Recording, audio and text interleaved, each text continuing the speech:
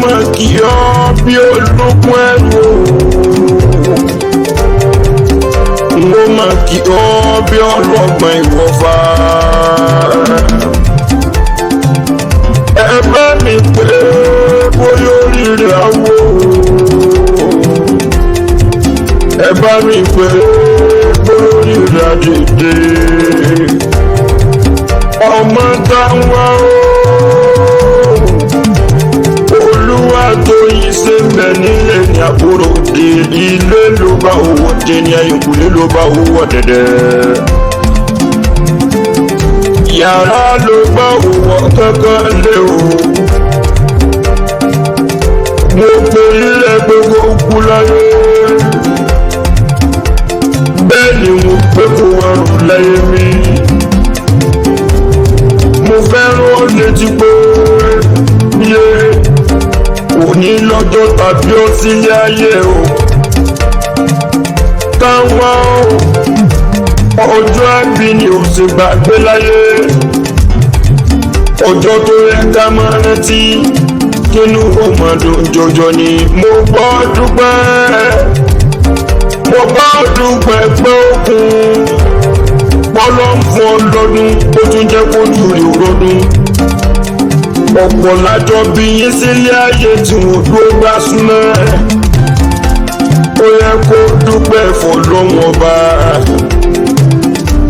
Òní lọ́jọ́ bí rẹ̀ Olúwa tóyìn kò ní dọjọ́ ẹkún mọ́ lọ́wọ́. Àṣeyí sàmọ́dún ọdún rẹ̀ mọ̀ pọ̀ láyé. Tẹ́tí inú bẹ̀rẹ̀ jẹ́ gbogbo oríkì bàbá tó bí ọlọ́mọ. Àgọ́ òye ní ṣe yáwọn tó bí ọlọ́mọ ilé ọmọ àgbọ̀. Ọmọ oníwòyọ̀ rẹ́gbẹ́ ọmọ agénígbó kẹrù bára ọ̀nà ni wọ́n pèrè àwọn bàbá rẹ̀. Ọmọ fìlà òkìkí kọ̀ládé ó di méjì ó di ìyọnu ilé ọmọ bíi pẹ́ o. Ọmọ bíi pẹ́ àṣọ ibi gbó làgbèjà ó bẹ̀rẹ̀ jẹ́ gbèjù. Ọmọ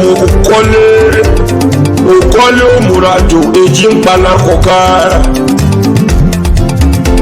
Àgọ́ òye ní sẹ́lẹ̀ bàbá rẹ̀ mú mórí kí bàbá tó bí ọlọ́mọ ilé Ìjẹ̀bú ọmọ èrè níwà. Mébí wọ́n lọ mú lówó tó joyè méjì. Ẹ̀gbọ́n ń jẹ bẹ́ẹ̀ làbúrò tún jẹ. Ẹ̀yin ló máa lágẹ̀nà mẹ́rìndínlógún. Ẹ̀kúkú mẹ́gún bẹ́ẹ̀ lẹ́bù sára rí. Ìbà ló mẹ́gùn ọ̀gbó rẹ̀ mọ́ ilé ọmọ afẹ́jú Jẹ̀bú tí ń fọgbọ́ ẹja pẹ̀nà.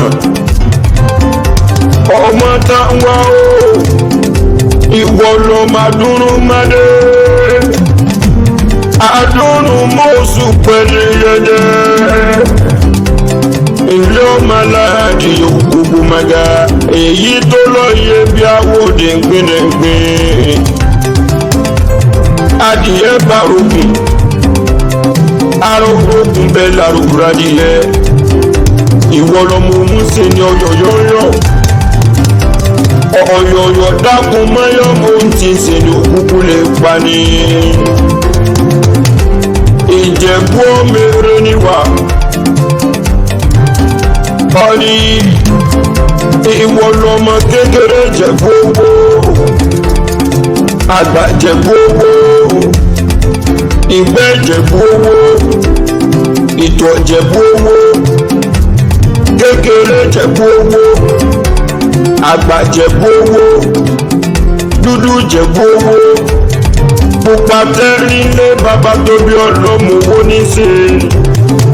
Gbogbo Jẹ̀bú tí mo mọ̀ ní fowó dára ribiribi. Ọmọ táwọn ọmọ táwọn Olúwa tó yìn mí. Ìyá Abdulsalam ìyá Muiz ń kó mú kí ó kókó ọdún o. aṣọdúnmọ́dún làwọn aṣọdúnmọ́dún aṣòròmòrò làwọn aṣòròmòrò ọdún òní dùn kàmọ́rọ̀ mọ́bí lórí àtẹ kórìjó pẹ́ láyé o gbogbo ló ní ó kó sí ní ayé obìnrin bí kú obìnrin márùn kàkà kádínà màgbára láyé àwọn lànà fún ni ọdún mọ̀lá fún olójókòjọ́ ọlọ́run oníjó tí pinnu ṣíkú lágbára lára bí onítànà wò sáré ọmọ orí adétutù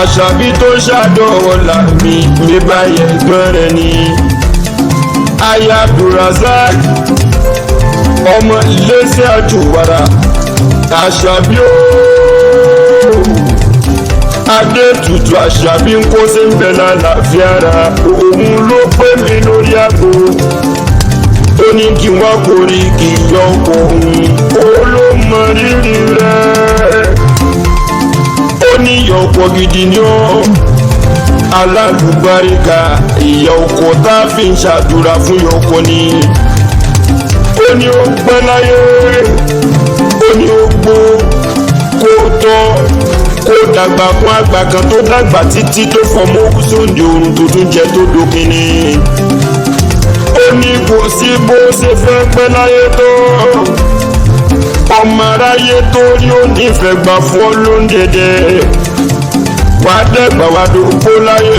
o ìyá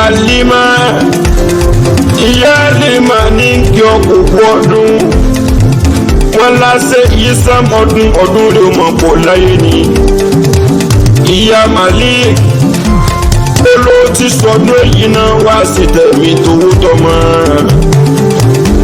Mr. Bayo ń kó sí ń bẹ lálàáfíà ra ó ní kí ọkọ̀ ọdún ó lẹ́rọ̀ fọ̀ kí gbódò sàn kò ní kánjú kú kò ní fọjọ́ lọ́jọ́ lọ ọmọ táwọn